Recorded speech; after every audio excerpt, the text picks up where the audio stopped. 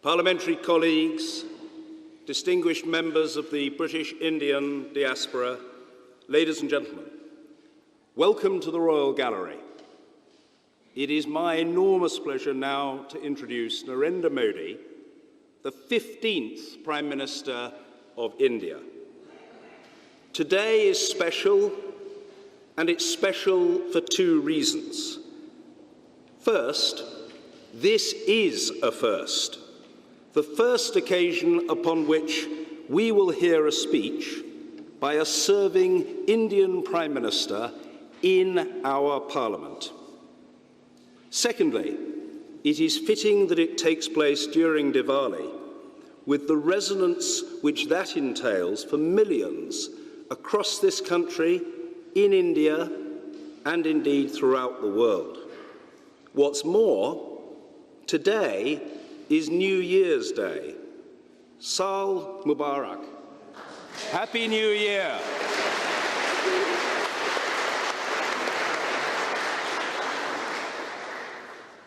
The ties between our two countries are so multiple, deep, and enduring that they frankly require no elaboration or rehearsal this afternoon.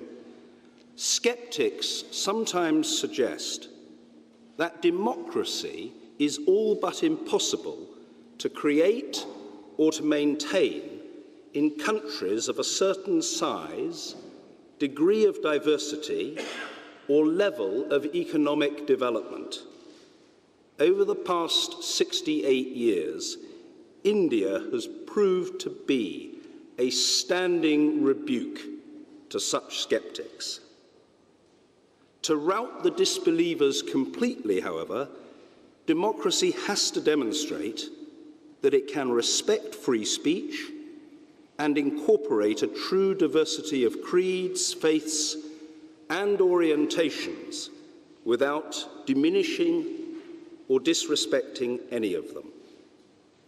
With some 1.3 billion people and a burgeoning young population, India will become the most populous nation on our planet, well within the lifetimes of many people here present. And it is destined to become a leader in the world. Put bluntly, India is all of our futures. Preparing for such a prospect is a daunting challenge to which Prime Minister Modi has devoted great thought and attention. Friends and colleagues, Mr. Modi is known in Indian circles as Mr. Tech.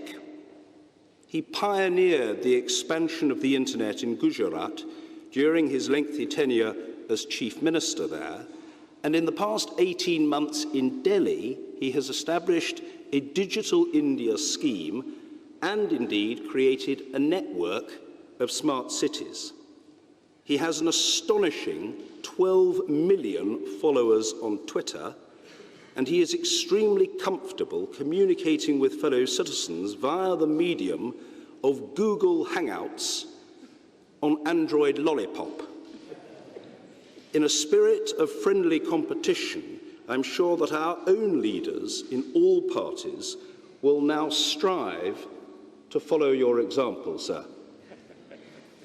Mr. Modi has recently returned from taking Silicon Valley by storm, holding talks with, amongst others, Mr. Mark Zuckerberg of Facebook. It is reasonable to assume, Prime Minister, that you will find events today in this historic setting something of a contrast. The contrast is not, however, a contradiction.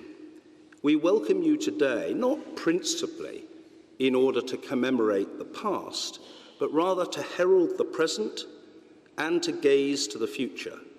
Prime Minister, thank you for coming. It is my pleasure to invite you to speak to us.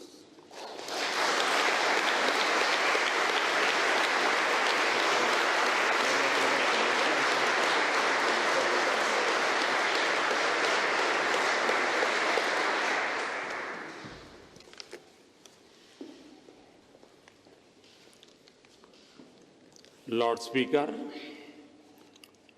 Mr. Speaker, Mr. Prime Minister, I'm delighted